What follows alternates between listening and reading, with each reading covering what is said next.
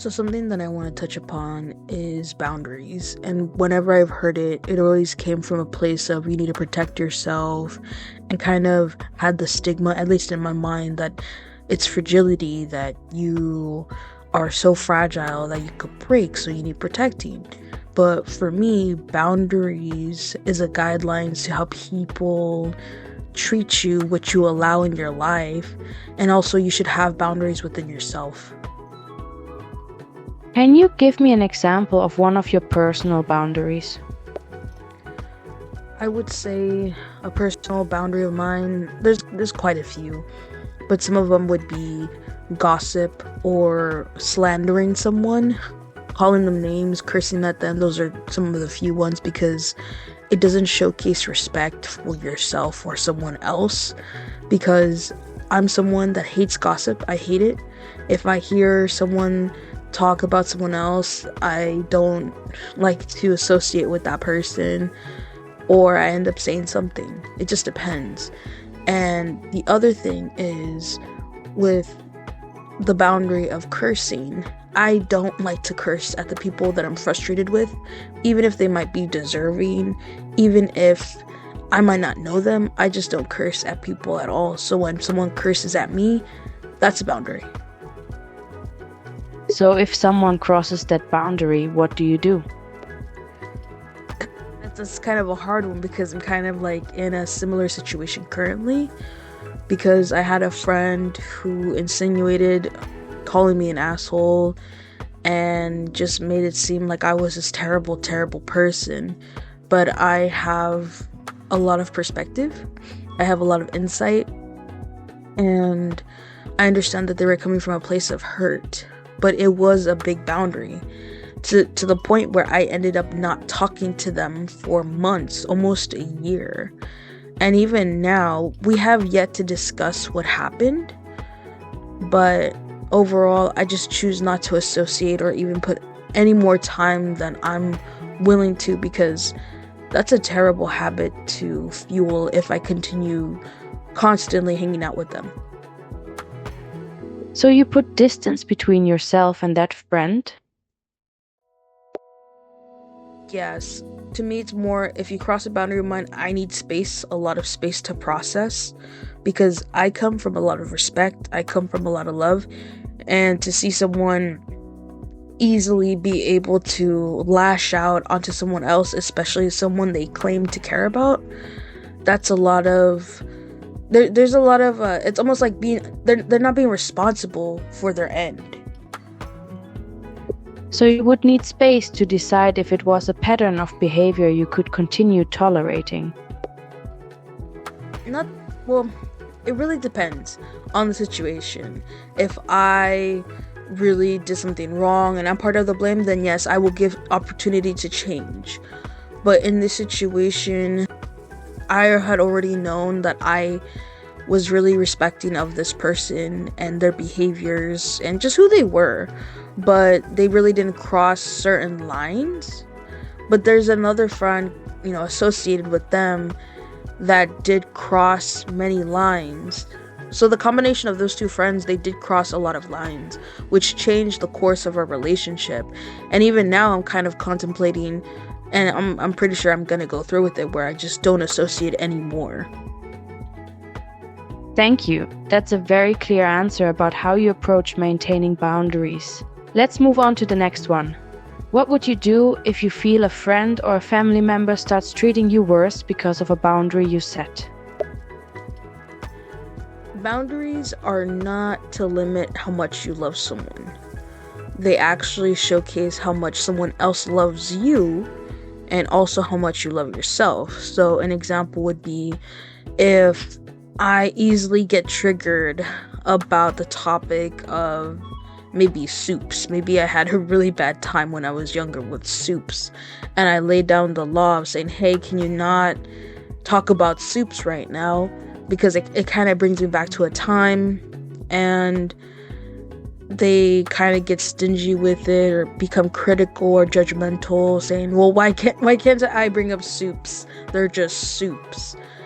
In that moment, they're not thinking about what the effects are to me, But in that example, I do believe when you set boundaries, if it's reasonable, like the soup situation, I would encourage you to take steps to get over the topic of soups, because soups are going to be around in your life, and it would be really cool if you both work together where they respect your boundary, but you work on, de-traumas, how do I say it?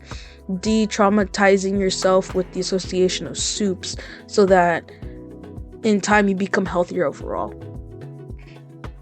That answers a different but still important question. What if that friend or family member starts treating you worse because of that boundary set? So let's say they start using that topic as a taunt to bring you distress. If they know what they're doing and understand that by bringing up this topic, it is hurtful, and if they do it on purpose, I would say you have to figure out your protocol. Some people, they can't afford to leave their family. Some people can't afford to leave their husbands or wives. Some people can't afford to lose friends. There's so many different situations. So find a protocol. For me, if I lay down the law of, hey, don't call me negative names or slander my names, and I tell it to my family and they continue to do it, then I would need to create a lot of space, maybe even cut off the relationship, or just leave a letter saying, hey, you did this, these are the actions or your consequences, so you can't act as though you were completely blindsided for me leaving.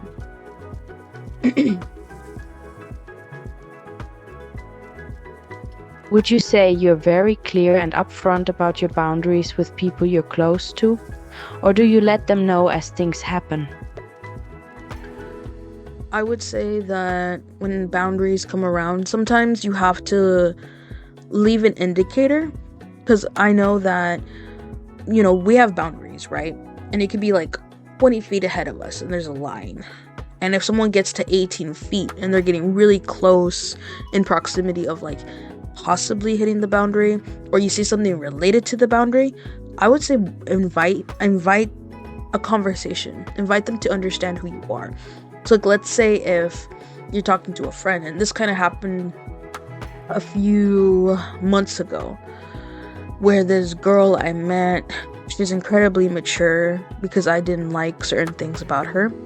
She said that she had a bad habit about, she's kind of vengeful. And I told her, oh, why are you vengeful? And she's like, I just don't like it when people do me wrong and people need to be punished. And I said, well, kind of life gives everyone a card and not everyone's happy with it. And I do believe in dharma, or as many people know it as karma, that we all pay for our mistakes in one way or another. And she heavily disagreed with me. But I told her, personally, I'm happy that you let me know that you're vengeful, but I don't associate with people who are vengeful.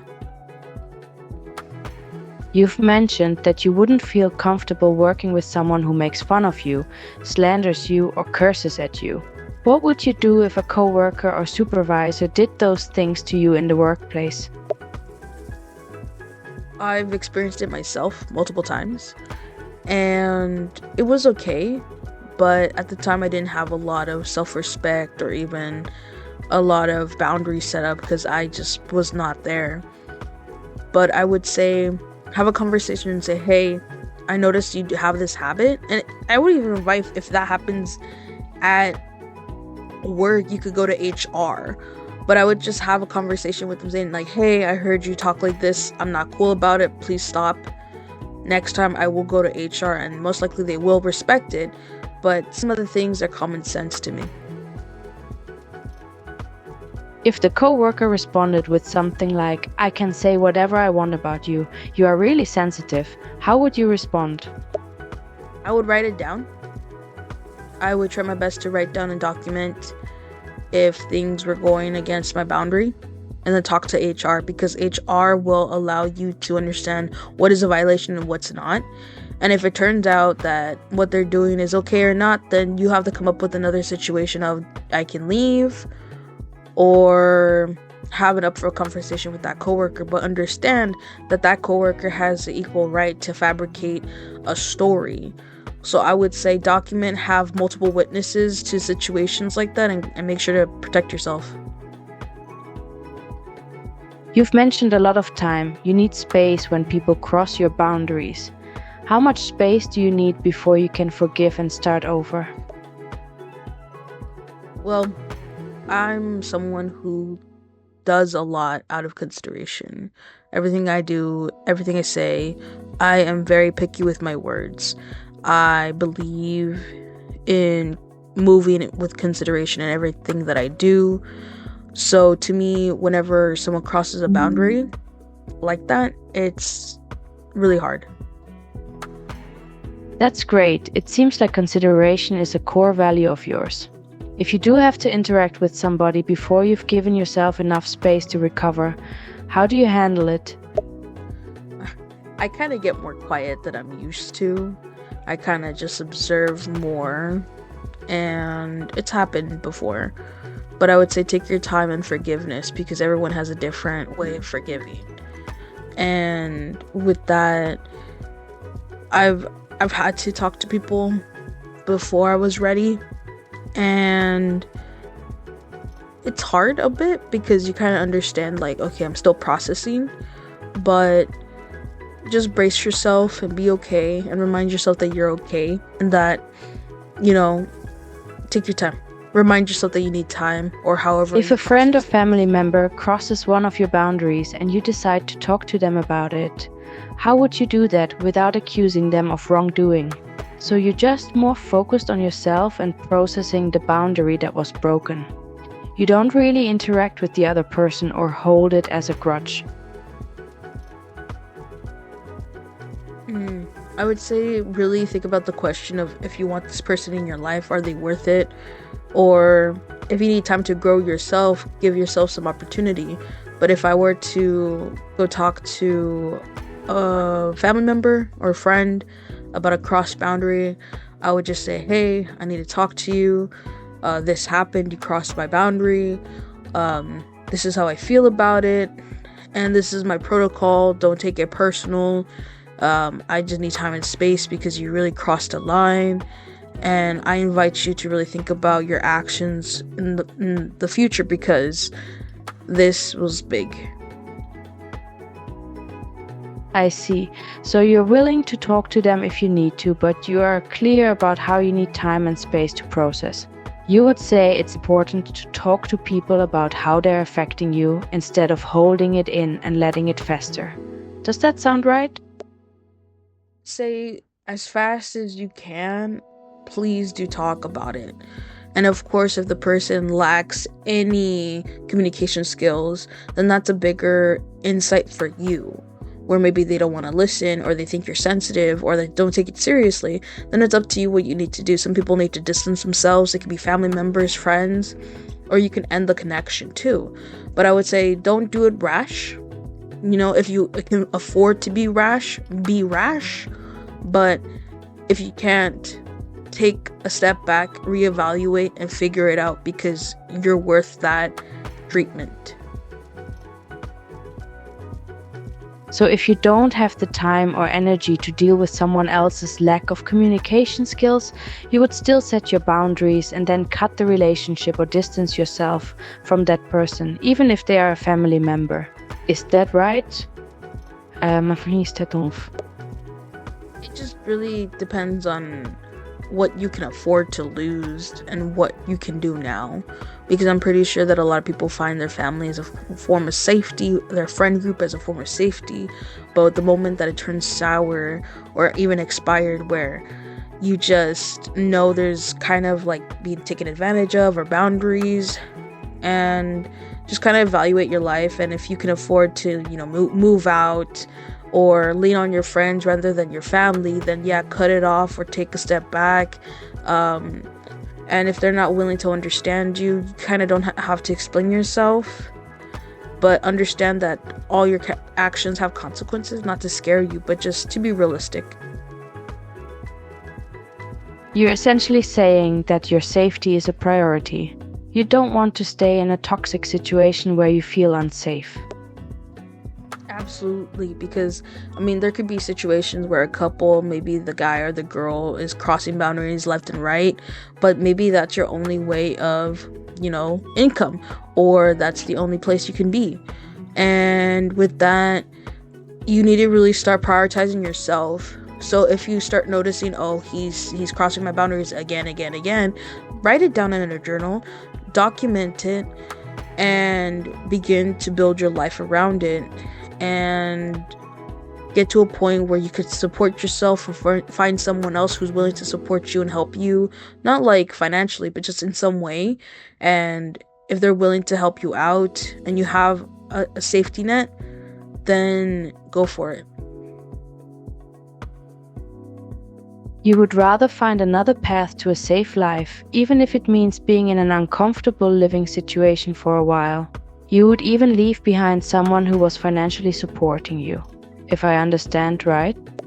I'm just saying, with your boundaries, it comes with a lot of self-respect, a lot of discipline, and you need to figure it out because anything could happen. What if the person crossed that boundary because they were not in a good place themselves? Like they were stressed at work or had just gone through a breakup or some other hard time. Would you give them a second chance in that case? As I've talked to you about this before, I always give like a sense of, how do I say this, redemption. I give at least a couple chances to fix your behavior. I'm not like one strike you're out type of person, but I understand that we're human. We make mistakes. We do things that maybe are not truly us, but it is a part of us. But for me, I'm kind of like the person where I might feel this certain way, but I do keep myself accountable regardless of what's happening. Would you be open to that person taking full responsibility and admitting they shouldn't have crossed the boundary? Can you repeat that? Sure. If the person who crossed your boundary took responsibility for their actions and admitted they were wrong, would that make you more open to forgiving them? With forgiving, that's a hard thing, because to me, I truly forgive someone if they decide to change, right? And I can forgive people for what they've done. That's easy. But to truly forgive in my mind is either you change or you need to adapt or we end the friendship. That's understandable. If someone genuinely changes their behavior and makes an effort to respect your boundaries going forward, you would be willing to forgive them. But if they continue to cross those boundaries, it's a sign that the relationship might not be healthy for you anymore. Well, something that I do want to point out with boundaries, it's good to have them. Take a moment, write it down on a Google Doc or Word, on a piece of paper, journal, wherever, and write down what you like, what you don't like, and understand that in the world and in experiences, you're gonna find new boundaries that you didn't know were there before or that people could cross. But also, what's more important about the boundaries is the means to follow through. Absolutely. Having boundaries is important, but it's also important to enforce them. You might find new boundaries as you continue to have life experiences, so it's crucial to stand by your boundaries and follow through on them. Because then it's like, yeah, you set up these fences and these like little precautions, but people could just walk all over them. And if you don't have the means to reinforce them, then the boundaries are just as hollow as those fences. I totally agree with that. Setting boundaries is just the first step. It's important to also have follow through and make sure those boundaries are respected. Otherwise, they're meaningless. I agree heavily. So follow through is a whole entire thing compared to boundaries. Like, boundaries are easy to diagnose. You just need a lot of time to yourself and really get to know yourself. And I know that in itself is really hard to do.